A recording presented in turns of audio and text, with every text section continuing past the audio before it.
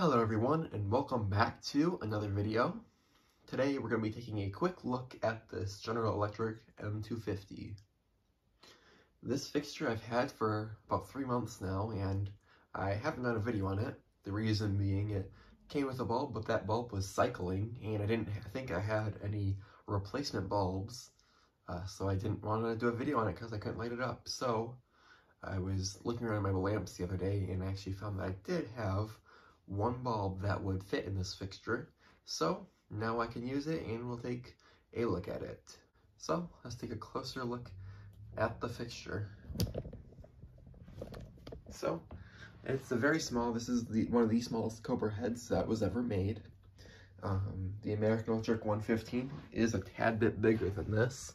About the only ones that are smaller I can think of are like the 413, but I don't have one of those, so this is what I've got. This one has the glass lens, and it's in 250 watts sodium, which makes it kind of interesting because that is a very high wattage for a fixture of this size. So let's take a look at the top. The top on these is very simple and plain. It is nicely cast, it's very smooth. What you do have is the little indent for the latch, a little crosshair here for you to use your level. This one has the photocell socket. Now this is a General Electric shorting cap from the 60s. It's just what I had on hand. And on the back are the two little bumps for the screws that hold it onto the pole. On the bottom here we have not very much again. We do have that very nice Hall of Fame glass lens, which we'll take a look at in a moment. Some drip holes, the General Electric logo, which is very nicely embossed, and the 25 sticker there, which is in really nice condition considering the rest of the fixture has been scratched up a bit. There we go. Oh. So that's the outside. It's a very plain street light, but it does look pretty good. I think the side profile on these is very nice. I would like to find one of the flat door versions, but this is just a regular one. So now I'll flip it over and open it up. All I have to do is pull out this metal clip here. This whole thing comes out loose, and then you have the door here, which will come off, and I'll get a shot of that.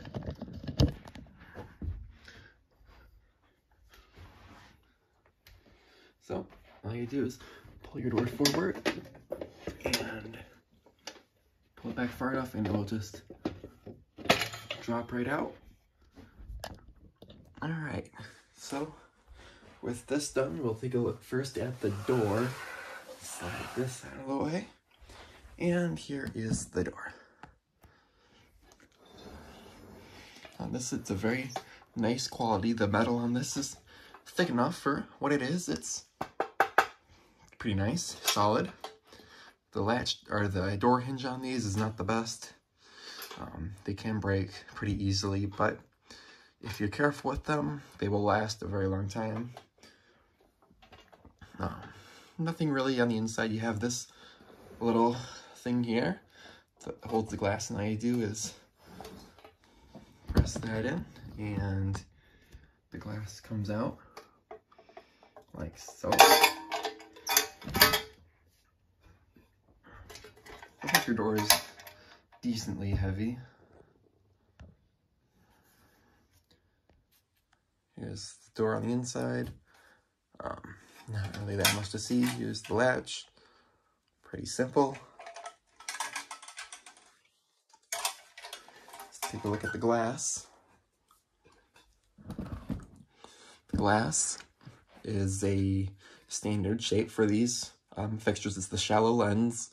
Sometime in the 90s, I believe early 90s, like 1991, 1992, they discontinued the deep glass for these fixtures, so this was the only glass option. You could also get one with the plastic lens, and I'm currently looking for one of those. I just only am able to find the glass ones, which is nice. These are a lot nicer made.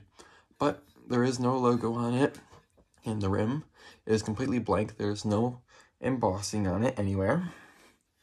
It's got a little bit of some small defects in the glass, but for the most part, it is pretty good. Now, you might not be able to tell on camera, but this one, the glass is tinted pink. These newer M250s were like that, so that's kind of interesting. Some of them are more pink than others, but this one, yeah, I kind of have to have it under special lighting to notice that. So, note that out of the way. Let's take a look at the fixture. What you'll notice is the ballast is very large in there. So, let's take a quick look. Here is the hooks on the bottom for the door. Got your bolts for the slip fitter, very simple. Steps to control the angle. This one has an igniter and a capacitor, which is stuffed right under the reflector, which isn't that great. And an absolutely ginormous ballast. Now this is a standard 250 watt ballast, but this fixture is very small, so that ballast just barely fits in there. It's actually kind of angled weirdly. The next is the reflector here with the socket with the internal mounting system with these two screws you can loosen, and you can move this back and forth. Right now it's all the way back. And with this giant 250 watt lamp, it's very minimal gap here. This barely fits in here, and this is slid all the way to the back, so if I go to take this out, it will hit the end of that, and it's annoying because of that. Pretty simple. The terminals on this is messed up, but whatever. Here's the sticker we can make out of it. So yeah, very simple fixture. There's not really anything to look at, but it's a pretty good quality fixture as far as anything from this era was concerned. So although it's not the nicest fixture, I'd say for the time period, this is probably one of the best small fixtures you could buy. I like the American Electric fixtures. I just like these just a little bit more. I'm going to turn off the lights here and plug in the fixture. In 3, 2, 1.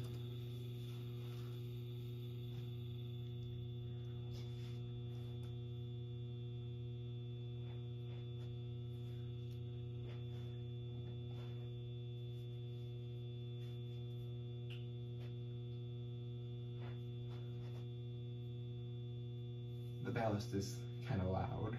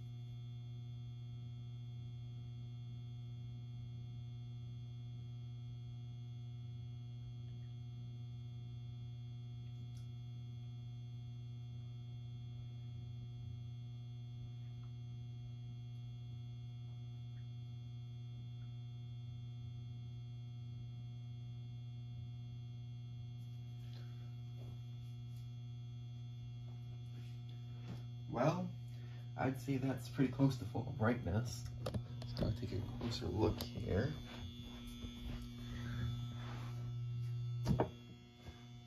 That glass lens is really nice. It's way too bright to be looking at directly though. Yeah, there's no logo on it, but still, very nice. Alright, let's go ahead and turn this off and watch it.